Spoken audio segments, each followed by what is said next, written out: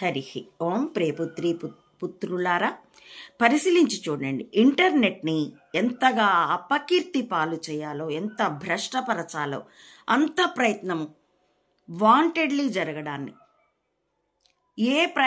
దీంట్లో ప్రయాగరాజ్లో మహాకుంభమేళ లేదు, మరో చోట జాతర, మరో చోట గుడి, మరో చోట చర్చిల దగ్గర ఎక్కడైనా అవనియండి, పూసలమ్మే పిల్లలను పూలమ్మే యువతల వెంట పడి వేధించి, లేకపోతే ఏ మొగుడు పెళ్ళమ్మో కొట్లాడుకుంటే, లేకపోతే ఏ ఉంపుడు గత్తా ఒక విటుడు కొట్లాడుకుంటే, వీటన్నింటినీ హైలైట్ చేస్తూ నెట్లో అందరూ తల కొట్టుకొని ఎందుకురా ఇవన్నీ పెడతారు అన్న ఏ పెయిడ్ యూట్యూబర్స్ ఎందుకు పెడుతున్నారు అంటే నెట్ని డీఫేమ్ చేయడానికి, దుష్కీర్తి పాలు చేయడానికి.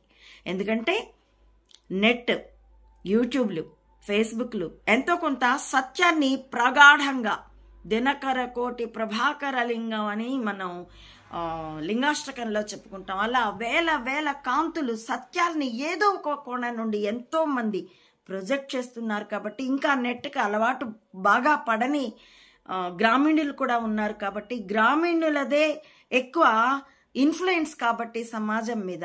కాబట్టి నెట్ అంటే చీదర, నెట్ అంటే బూతు, నెట్ అంటే ఒకళ్ళనొకళ్ళు తిట్టుకుంటారు, అసహ్యం, మూసి కంటే అసహ్యం, ఈ భావనల్ని సమాజంలో ప్రవేశపెట్టేటందుకు ఈ ప్రయత్నం అంత భ్రష్టము చేస్తున్నారు. ఆ భ్రష్టతని మరింత పదింతలు ప్రచారము చేస్తున్నారు.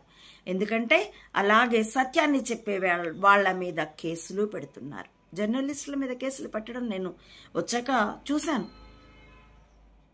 విజయ్ కేసరి అనే అతని మీద, అసలు అతని భార్య మీద ఇంకో స్త్రీ చేత మాటల దాడి, నన్నైతే బూతులే మీ నోటి కోతలే అంతా అనుకుని నాకు పట్టదు. కానీ ఎందుకంటే నేను జీవితంలో చాలా దూరం నడిచి వచ్చాను, చాలా దూరం క్రాస్ చేస్తాను.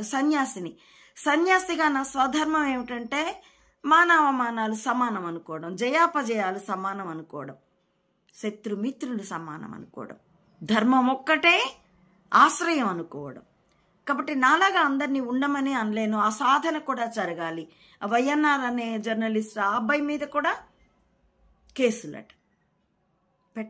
పెట్టరా నాయన చెంబా, పెట్టరా నీ రెడ్ బుక్తో చెంబా కుమారుడా, ఏం పేరు, మంగళగిరి అని కూడా